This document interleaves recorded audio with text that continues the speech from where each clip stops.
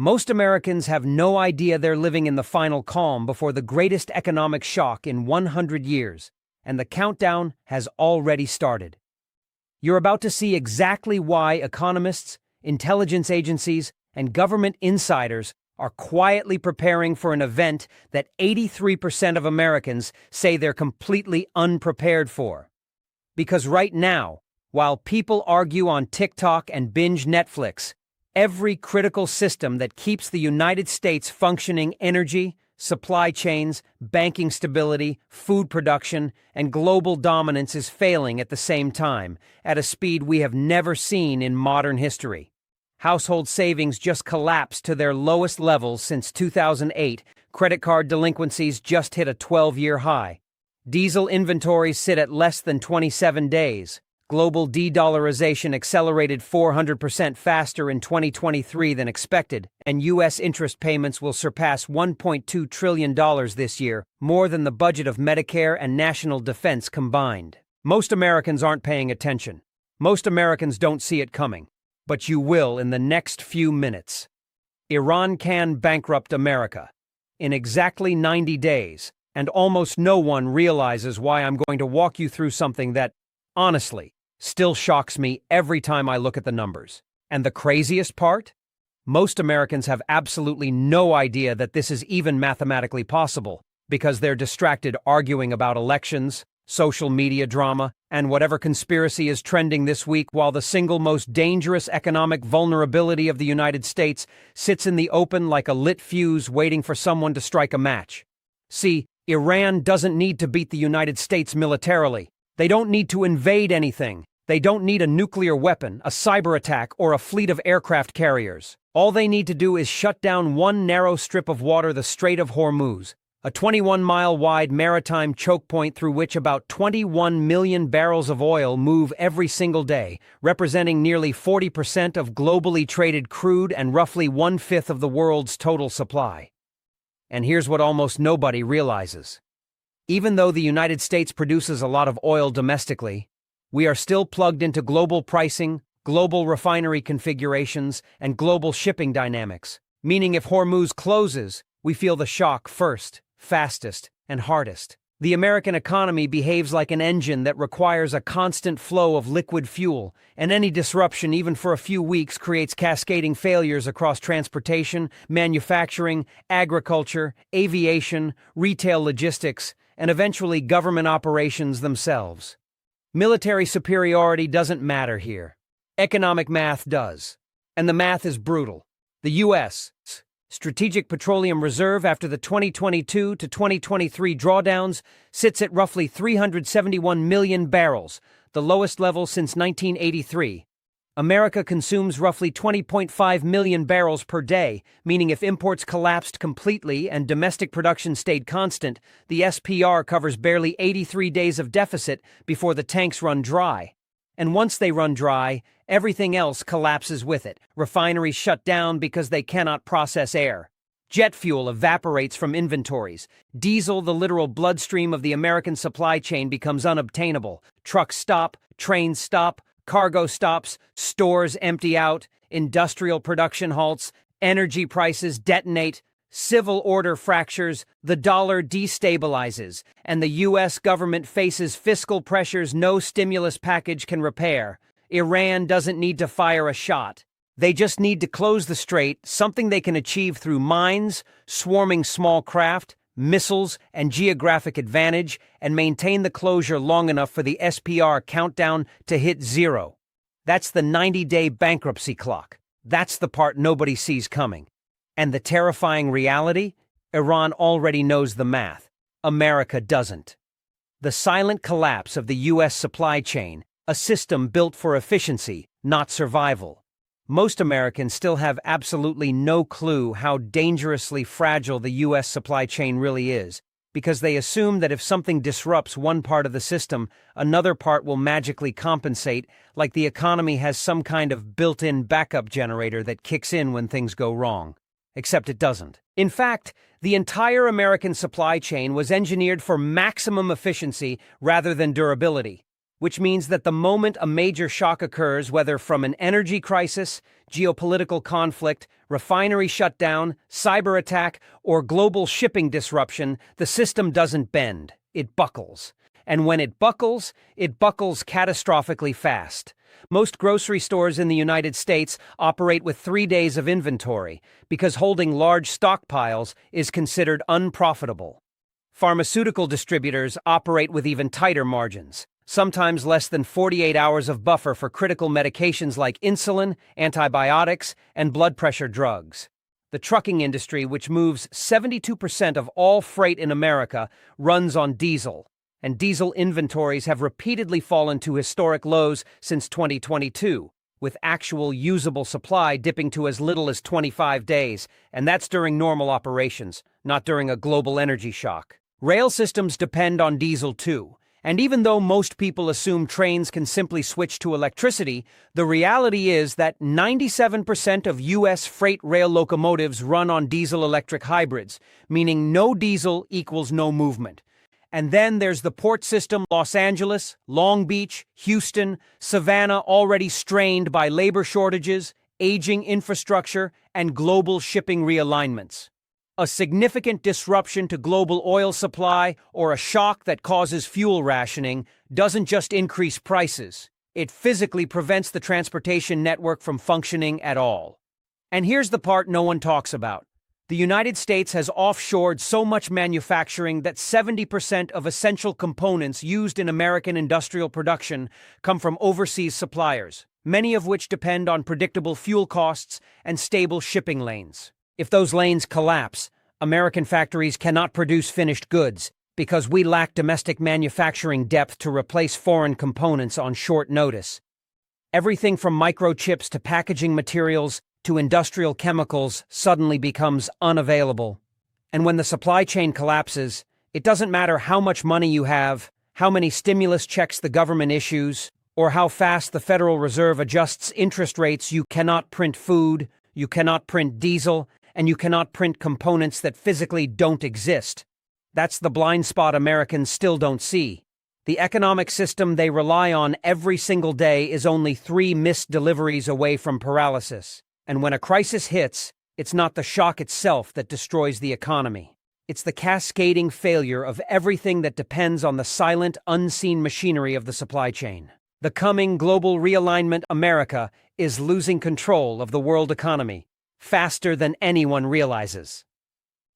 Here's the part that still blows my mind, and the part most Americans genuinely have no grasp of. We are living through the single largest global economic realignment since the end of World War II, and the United States is losing its position at the center of the global financial system at a speed that would have been unthinkable even 10 years ago. The dollar is still the world's reserve currency, yes, but its dominance is weakening not because America is collapsing today, but because other nations are building systems where they simply don't need us anymore. Start with the fact that China, India, Russia, Iran, Brazil, Saudi Arabia, and the UAE, collectively controlling nearly half of global population and roughly 30% of global GDP, are actively shifting trade away from the dollar. In 2023 and 2024 alone, the percentage of global oil purchased in non-dollar currencies rose dramatically, with China settling more crude imports in yuan than ever before, and BRICS nations openly supporting dollar-alternative trade systems. Saudi Arabia, America's longtime anchor in global oil pricing, formally joined BRICS, which most Americans still haven't processed, because that one move alone signals the beginning of the end of the petrodollar arrangement that has supported American economic dominance since the 1970s. The moment oil can be priced and sold in multiple currencies, the dollar loses its mandatory demand, meaning foreign central banks no longer need to hold trillions of dollars in reserves. And when that happens, U.S. Treasury demand decreases, forcing America to borrow at higher interest rates to sustain federal spending, something Washington absolutely cannot afford when the national debt has already surged past $34 trillion, and interest payments alone exceed $1 trillion per year, surpassing national defense spending. Meanwhile, the Chinese Belt and Road Initiative is creating a global logistics, mining, and manufacturing ecosystem that bypasses traditional Western-controlled trade routes entirely, giving China influence over supply chains that America no longer has the leverage to control. India, which used to align more closely with Western interests, now buys discounted Russian oil in rupees, refines it, and sells it back to Europe at a markup, a geopolitical arbitrage Americans don't even realize is happening. The dollar isn't collapsing tomorrow, but its long, slow erosion is already underway, and the consequence is brutal. America's ability to print money without experiencing immediate inflation is disappearing. Foreign nations are diversifying away from U.S. assets, and once the dollar loses enough global demand, Americans will discover the true cost of decades of debt, consumption, outsourcing, and geopolitical complacency. The shift is happening quietly, structurally, and relentlessly, and most Americans won't understand what changed until the privilege they assumed was permanent suddenly evaporates. America's diesel cliff, the one fuel shortage that can collapse the entire economy overnight. What almost no American understands, and honestly this blows my mind every time I bring it up, is that the U.S. economy doesn't actually run on gasoline, electricity, or even natural gas. It runs on diesel. And the terrifying reality is that diesel supply in America has been hovering near crisis levels for years, without anyone realizing how mathematically close we are to an economic cliff that would make the 2008 recession look like a mild inconvenience. Diesel is the bloodstream of everything: trucking, rail freight, container ships, construction equipment, industrial generators, farm machinery, mining operations, emergency response vehicles, military logistics. Literally every physical component of the American economic engine requires diesel not as a convenience, but as a prerequisite for existence. And here's where the danger becomes almost absurd. U.S. diesel inventories have repeatedly fallen below 26 days of supply, which is the lowest level since the federal government began tracking the data in 1982. And that's during normal operations, not during a Strait of Hormuz closure, refinery disruption, or cyber attack targeting fuel distribution networks. Most people don't realize that the U.S. refinery system is structurally incapable of rapidly scaling diesel output, because our refineries are calibrated to maximize gasoline production for consumer markets, which means only about 27% of total refinery output becomes diesel, regardless of demand. Add to that the fact that the last major refinery built in America was completed in 1977, and over half of the nation's refining infrastructure is more than 50 years old, operating at near capacity with razor-thin margins for error. When diesel inventories drop too low, trucking companies begin consolidating routes, rail carriers reduce service, shipping operators idle vessels at port, and industrial facilities cut production, creating a cascading chain reaction that hits every sector simultaneously. Agriculture collapses immediately because tractors, combines, sprayers, grain dryers, and transport haulers all require diesel. Hospitals lose backup power reliability. Military bases must ration fuel long before civilian shortages hit the news. And once a diesel emergency begins, it becomes mathematically irreversible because the transportation network needed to restore fuel supply is itself starving for fuel.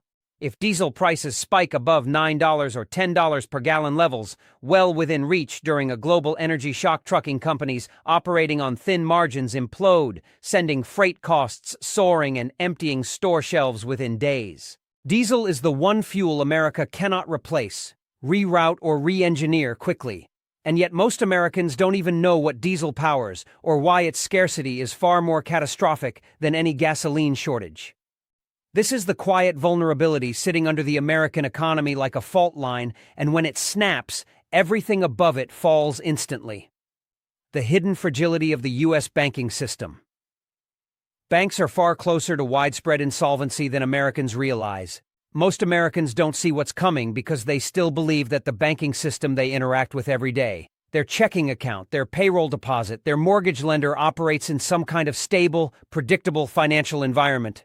when in reality the U.S. banking system is sitting on structural weaknesses so severe that even minor economic shocks could trigger cascading failures across hundreds of institutions simultaneously. The truth is that U.S. banks are still drowning in unrealized losses exceeding $550 billion from long-term treasury bonds and mortgage-backed securities they purchased when interest rates were near zero.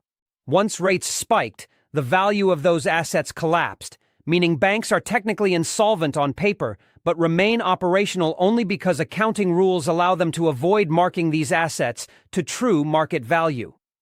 This is the exact same type of imbalance that triggered the collapse of Silicon Valley Bank, Signature Bank, and First Republic Bank. The difference now is that the problem has become system-wide, with nearly 67% of all regional banks carrying dangerous levels of duration risk that could explode the moment deposit outflows accelerate. Meanwhile, commercial real estate, the lifeblood of regional bank loan portfolios, is in freefall, with office vacancy rates hitting record highs above 20% nationwide, and urban centers like San Francisco, Chicago, and Washington, D.C. seeing building valuations drop by 40 to 70%, putting billions of dollars of loans at risk of default. Small businesses are already struggling with higher borrowing costs. Consumer credit card balances have surged past $1.3 trillion, with delinquency rates rising faster than at any time since the 2008 crisis. And auto loan delinquencies are now higher than during the financial crash, which is astonishing because the average price of a used car is still inflated by supply chain distortions. Add to this the quiet but dangerous contraction of the Federal Home Loan Bank system, which has been acting as a shadow lender of last resort, and you get a financial environment where banks are dependent on emergency liquidity pipelines that cannot sustain a prolonged national crisis or energy shock. If fuel shortages, supply chain breakdowns, or geopolitical disruptions ignite a wave of business failures and household income shocks, the banking system will face simultaneous loan defaults, deposit withdrawals, collateral devaluation, and liquidity shortages, a combination that no regulatory intervention can solve quickly. Americans still trust the banking system because they assume regulators fixed everything after 2008. But the reality is that the system today is even more interconnected, more over-leveraged, and more vulnerable to a multi-sector economic shock than it was before the Great Recession. Most people won't recognize the danger until ATMs start limiting withdrawals and regional banks quietly begin merging for stability, which is always the canary in the coal mine. The crisis isn't years away, the cracks are already forming. Americans just don't see them yet. Instead of preparing for crisis, America doubled down on a digital economy that collapses the second the power grid falters, and almost no one realizes how dangerously exposed we are. Most Americans go about their daily lives assuming that the digital systems they rely on, payment processors, cloud servers, banking networks, logistics software, hospital databases, energy grid controls, all exist in some kind of invincible cybersphere protected by firewalls, encryption, and guys in black hoodies typing very fast. But the truth is far more disturbing. The entire digital backbone of the United States operates with single points of failure that are so fragile, so poorly defended, and so tightly interconnected that a prolonged energy shock, a refinery outage, a battery storage shortfall, or a coordinated cyber attack targeting fuel distribution networks could reduce the digital economy to complete paralysis within days. Everything that Americans think of as the economy now exists inside a handful of data centers primarily operated by Amazon, Microsoft, Google, and a small number of Tier 1 backbone carriers, and these data centers require a continuous, uninterrupted supply of electricity and diesel for backup generators. Most data centers hold between 24 and 72 hours of diesel on site, assuming normal disruptions. But if diesel becomes scarce nationally, as covered in number 7, backup generators cannot run, cooling systems fail, and server racks begin overheating. Once temperature thresholds are breached, cloud services shut down automatically to prevent hardware fires. And here's the part almost no one realizes. The U.S. financial system is now so overwhelmingly dependent on cloud infrastructure that over 70% of all banking transaction processing runs through AWS, Azure, or Google Cloud. If even one major cloud region goes offline, Payment processors like Visa, MasterCard, Zelle, ACH transfers, ATM networks, and brokerage platforms will experience cascading outages. Hospitals, which recently moved medical records to cloud platforms, would lose access to patient data. Airlines would lose scheduling systems. Freight companies would lose routing algorithms. Water treatment facilities would lose digital controls. Nearly every sector from agriculture to insurance to pharmaceuticals relies on cloud computing to function at even the most basic operational level. And because servers cannot operate without cooling, cooling cannot operate without electricity, and emergency electricity cannot operate without diesel, a fuel shock becomes a digital shock, which becomes a financial shock, which becomes a national emergency. The U.S. economy has become so dependent on just-in-time data infrastructure that the failure of a few substations, a sustained blackout, or a fuel distribution interruption could send the economy into a cyber dark age. Most Americans still don't understand that their entire financial life, medical history, communication ability, transportation access, and even drinking water are one bad week of energy disruption away from total collapse. It's not hypothetical, it's structural. And it's already happening in small, alarming flashes. Americans just aren't paying attention. Little do people realize that the U.S. food system, the very foundation of national survival, is far more vulnerable, centralized, and collapse-prone than anyone in mainstream media is willing to admit. If you ask the average American how secure the national food supply is, they'll shrug, point to grocery store shelves overflowing with produce, meat, cereal, snacks, canned goods, and think everything is perfectly fine. But that illusion exists only because the agricultural and food distribution systems haven't been tested under true systemic strain since World War II. In reality, the entire American food supply is balanced on a razor's edge of energy, fertilizer, irrigation, diesel, and distribution mechanics that fall apart instantly the moment any link breaks. Start with fertilizer. Over 60% of nitrogen fertilizer used by American farmers requires natural gas feedstock, and global fertilizer prices have already spiked violently multiple times since 2021 due to geopolitical instability. Without fertilizer, crop yields collapse by 30% to 50%, threatening the food supply of more than 150 million Americans. Next, look at irrigation. Much of western U.S. agriculture depends on the Colorado River Basin, yet water levels at Lake Mead and Lake Powell have dropped to near record lows, with long-term projections suggesting 30% reductions in water availability in the coming decades. Meanwhile, America imports over 20% of its fruits and 35% of its vegetables, meaning any disruption to shipping lanes, especially refrigeration-dependent maritime transit, creates immediate shortages. And then comes the diesel problem. Modern agriculture is mechanized. Tractors, harvesters, semi-trucks, grain dryers, irrigation pumps, and fertilizer spreaders all depend on diesel. If diesel availability drops by even 15%, the USDA estimates up to 40% of farmlands cannot be harvested on schedule, leading to widespread crop loss. But the real shocker is how centralized the food processing system has become.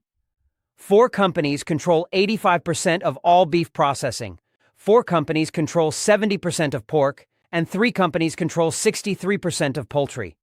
A disruption at just one major processing plant, whether due to fuel shortages, labor strikes, disease outbreaks, or cyber attacks, can reduce national meat availability overnight. And grocery stores? They operate with less than 5 days of inventory, meaning any interruption in trucking instantly empties shelves. The truth that Americans refuse to acknowledge is this: modern food abundance is an illusion created by a supply chain so optimized, so brittle, and so over-centralized that it cannot withstand a large-scale energy shortage, transportation collapse, or geopolitical shock.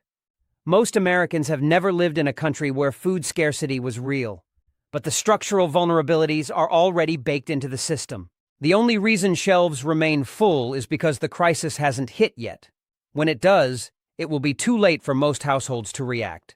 Beneath the surface of America's economic optimism lies a demographic time bomb so severe, so irreversible, and so mathematically destructive that almost no politician, economist, or news outlet dares to speak about it honestly. What people fail to grasp is that the United States isn't just facing an aging population, it's facing a demographic inversion that breaks the fundamental logic of modern economic growth.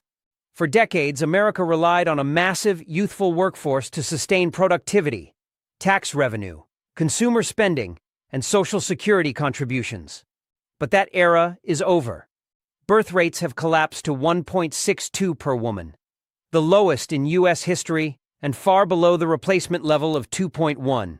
Meanwhile, 77 million baby boomers, the largest generation in American history, are retiring at a rate of 10,000 to 12,000 per day, draining Social Security, Medicare, and pension systems that were never designed to support this volume of retirees for this long. By 2034, Social Security is projected to hit insolvency, triggering automatic benefit cuts of up to 23%, something nearly half of retirees could not survive financially. But that's just the first layer. A shrinking workforce means fewer taxpayers, fewer entrepreneurs, fewer skilled workers, fewer consumers, which mathematically guarantees slower GDP growth. For every retired American, you need roughly 3 working-age adults to support the tax burden. The U.S. is on track to hit 1.9 working-age adults per retiree by 2040, a ratio associated with nations already in demographic collapse, like Japan and Italy. And immigration, the standard Band-Aid solution, cannot mathematically fix the problem unless immigration increases to levels that are politically, economically, and socially impossible. Meanwhile, labor shortages are already hitting critical industries. Trucking is short 80,000 drivers. Nursing is short over 275,000 practitioners. Manufacturing reports over 600,000 unfilled positions, and skilled trades are aging out faster than replacements can be trained. An aging population also consumes more healthcare, and medical inflation is projected to rise faster than national wage growth for the next decade. Younger generations, saddled with historic levels of student debt, are delaying marriage, home ownership, and childbirth, further accelerating the demographic decline. And here's the most shocking part. Demographic collapse doesn't feel like a crisis at first. It feels like higher prices, worker shortages, longer wait times, slower economic growth, rising taxes, and government programs quietly cutting benefits. The collapse happens in slow motion until suddenly it doesn't, until pension funds fail, Social Security payments shrink, and the government faces a fiscal cliff that no amount of money printing can solve. Most Americans don't see any of this coming because demographic decline doesn't make noise, but the mathematics are absolute. A nation cannot grow when its working population shrinks, ages, and becomes financially strained. And yet America is marching straight into that future with almost no national plan, no political consensus, and no public awareness of the economic catastrophe that follows. Few Americans understand that the next economic crisis won't start with banks, housing, or Wall Street. It will ignite from the collapse of America's geopolitical dominance, which is eroding faster than at any point in modern history. Rather than recognizing how dramatically the global balance of power has shifted, Americans still operate under the assumption that the U.S. sits unchallenged at the top of the world order, able to dictate energy flows, trade routes, currency valuation, military intervention, and global security policy. But listen carefully. That era is ending, and ending quickly. For the first time since 1945, multiple superpowers are simultaneously challenging American hegemony on every strategic front. China has surpassed the U.S. in manufacturing output, shipbuilding, rare earth processing, solar panel production, and soon, GDP measured by purchasing power parity. In military terms, China now possesses the world's largest navy by number of ships, and its anti-access/area denial missile systems can prevent U.S. carriers from entering the South China Sea during a major conflict. Russia, despite economic sanctions, has reconfigured its entire industrial economy into a wartime production engine capable of outputting more artillery shells per month than the U.S. and Europe combined, something American defense contractors cannot match without a multi-year industrial mobilization. Iran now commands a network of proxy forces stretching from Lebanon to Yemen, effectively surrounding key maritime choke points and threatening global energy stability. Meanwhile, BRICS nations are building financial systems outside U.S. control, establishing sovereign currency swaps, commodity-based settlement systems, and cross-border trade networks that bypass the dollar entirely. If even 20% of global trade diverts away from the dollar, U.S. borrowing costs explode because demand for Treasury bonds collapses. Add to that America's internally divided political landscape, declining military recruitment, aging industrial base, and vulnerability to energy disruptions, and you get a superpower stretched thinner than at any point in its history. The U.S. cannot sustain endless military commitments abroad while facing domestic industrial shortages, energy dependence, and economic fragility. A major conflict, whether in the Middle East, the Pacific, or Eastern Europe, would strain U.S. supply lines so severely that the Pentagon has already warned Congress that America's munitions stockpiles are insufficient for a prolonged war. And the global perception is shifting. Nations once reliant on U.S. protection are hedging their bets, forming alliances with China or diversifying trade partners. Geopolitical dominance doesn't collapse loudly. It erodes quietly until one day the world stops listening. At that moment, the dollar weakens, borrowing costs rise, imports become unaffordable, and America discovers that global power wasn't just prestige, it was the invisible foundation of everyday economic life. Without it, living standards fall, inflation rises, and the world stops treating America as the center of global stability. Most Americans don't see the shift because it's happening slowly, but the consequences will arrive all at once. What almost no American realizes, and what almost no government official will ever admit publicly, is that the United States is far closer to a full-spectrum systemic collapse than anyone understands, because every major pillar supporting American power is now weakening simultaneously, creating a convergence of vulnerabilities so unprecedented and so mathematically unavoidable that the next crisis will not be a recession or a market correction or even a geopolitical setback, but a generational breaking point that redefines what living in America actually means. The disturbing truth is that the U.S. economy has become a high-rise skyscraper built on foundations that are now cracking at every level. Energy dependency, demographic decline, supply chain fragility, weakening global dominance, financial instability, political division, and technological over-reliance are all converging into a single point of failure that no stimulus package, no Federal Reserve intervention, and no political fix can reverse once the tipping point is reached. Start with the fiscal reality. The national debt has surged past levels previously considered impossible, with interest payments alone exceeding the budgets of entire federal departments, meaning the U.S. is now borrowing money simply to pay interest on money it already borrowed, the classic death spiral of an empire entering late-stage decline. Add to that the erosion of the dollar's global dominance, which has quietly begun as nations construct alternative settlement systems, diversify reserves, and reduce dependency on U.S. financial institutions. Once, even a fraction of global trade shifts away from the dollar, borrowing costs will skyrocket. Inflation will become structurally embedded, and the government will lose its ability to finance its obligations without triggering currency devaluation. Meanwhile, political polarization has reached levels comparable only to pre-collapse nations throughout history, creating a climate where long-term planning is impossible and every economic decision becomes a partisan conflict rather than a strategic priority. The infrastructure holding America together, from the electrical grid to water systems to transportation networks, is aging so rapidly that experts warn of cascading failures during extreme weather events, cyber attacks, or energy shortages. And while Americans comfort themselves with the belief that innovation will save the day, the reality is that semiconductor manufacturing, rare earth minerals, pharmaceutical precursors, and critical industrial inputs are overwhelmingly produced overseas, leaving the U.S. dangerously exposed to geopolitical disruption. If a major shock hits, whether through conflict, supply chain collapse, financial contagion, or energy disruption, the U.S. would face a scenario where government programs become insolvent, supply chains halt, currency devalues, political stability fractures, and social cohesion dissolves under the weight of economic pressure. The collapse wouldn't begin at the top. It would begin at the grocery store, the gas station, the bank branch, the pharmacy, the utility bill, the ATM, the places where Americans encounter economic reality directly. By the time people recognize that the system is failing, the structural damage will already be irreversible. This is why most Americans still don't see what's coming. The decline doesn't look like a dramatic explosion.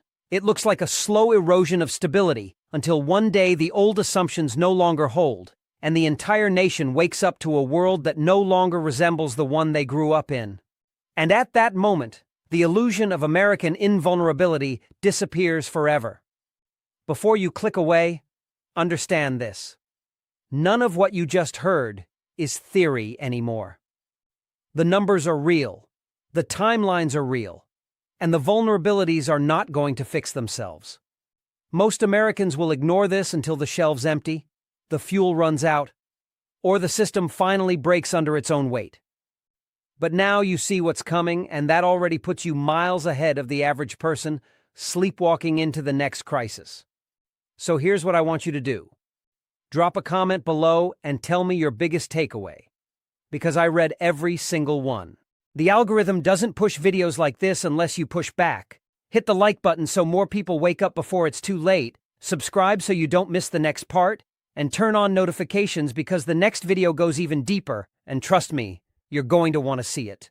Most Americans still don't see what's coming, but now you do, and the countdown has already started.